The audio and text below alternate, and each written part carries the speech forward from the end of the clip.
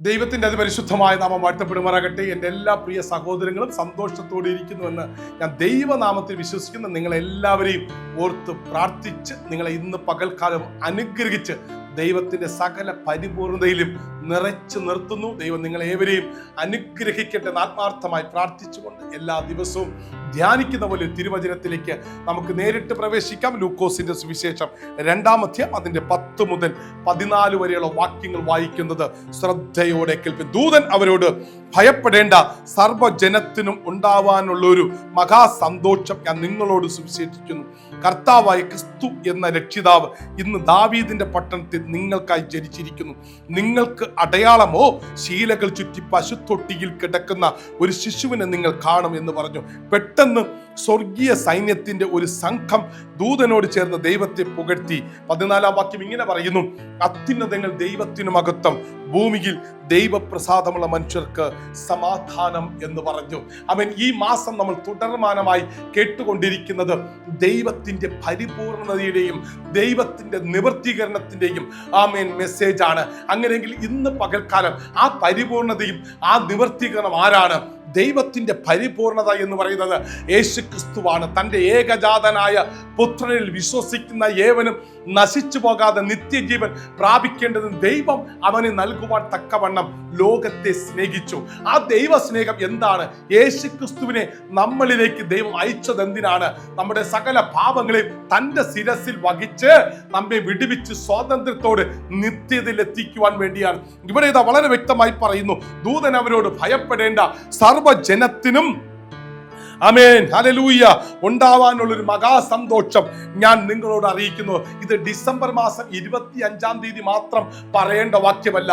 ഇത് ഓരോ ദിവസം 24/7 ഓരോ ദിവസവും പറയേണ്ട വാക്യമാണ്. അതിൽ ഏറ്റവും കൂടുതൽ എന്നെ പ്രതിപാദിക്കുന്ന, എന്നെ ഏറ്റവും കൂടുതൽ അതിൽ ചിന്തിപ്പിച്ച ഒരു വാക്യമുണ്ട്. ഹല്ലേലൂയ. അതാണ് ഇന്ന് പകൽക്കാലം.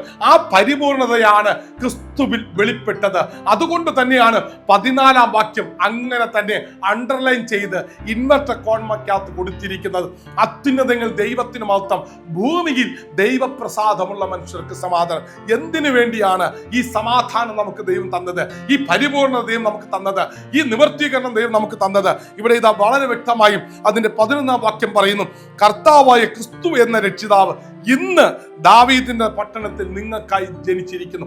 ഇന്നലത്തെ സുവിശേഷമല്ല, നാളത്തെ സുവിശേഷമല്ല, ഇന്നത്തെ സുവിശേഷം, ഇന്നിന്റെ സുവിശേഷം. ഞാൻ ഈ വചനം പറഞ്ഞുകൊണ്ടിരിക്കുമ്പോൾ തന്നെ ആമേൻ ഇന്നത്തെ സുവിശേഷമാണ്.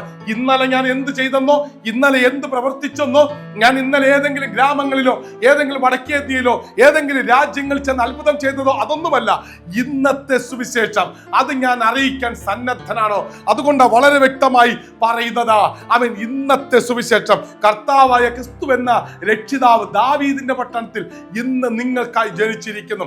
ദൈവത്തിന്റെ പ്രവൃത്തിയെ ഇന്ന് പകൽക്കാലം കൊണ്ടുവരുവാൻ നിങ്ങൾ തയ്യാറായാൽ നിങ്ങളുടെ നാവ് ചലിക്കപ്പെടും. നിങ്ങൾ അവിശ്വാസത്തിന്റെ വാക്ക് പറയത്തില്ല, നിങ്ങൾ വിശ്വാസത്തിന്റെ വാക്ക് പറയും. ആ വിശ്വാസത്തിന്റെ വാക്ക് നിങ്ങളെ പരിപൂർണതയിലും പൂർത്തീകരണത്തിലും ദൈവത്തിന്റെ വാഗ്ദത്ത നിവർത്തീകരണത്തിലും കൊണ്ടെത്തിക്കും. അതുകൊണ്ട് ഇന്ന് പകൽക്കാലം എന്നെ കേൾക്കുന്ന പ്രിയ സഹോദര, സഹോദരി, കൂടപ്പറപ്പെ, അഭിഷിക്തന്മാരെ, സുഹൃത്തുക്കളെ, നിങ്ങളുടെ നാവ് ചലിക്കപ്പെടുമാറാകട്ടെ.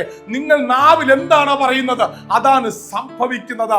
ഇവിടെ ഇതാ ദൈവം വളരെ വ്യക്തമായി പറയുന്നു, അത്യുന്നതങ്ങൾ ദൈവത്തിനു മഹത്വം, ഭൂമിയിൽ ദൈവപ്രസാദമുള്ള മനുഷ്യർക്ക് സമാധാനം. ഈ 2025 7-ാം മാസം സന്തോഷത്തിന്റെയും സമാധാനത്തിന്റെയും ദൈവിക പരിപൂർണതയുടെയും ദൈവത്തിന്റെ നിവർത്തീകരണത്തിന്റെയും മാസമായി മാറട്ടെ എന്ന് ഡിക്ലെയർ ചെയ്തുകൊണ്ട് ഇന്ന് പകൽക്കാലം നിങ്ങൾക്ക് വേണ്ടി പ്രാർത്ഥിക്കുന്നു.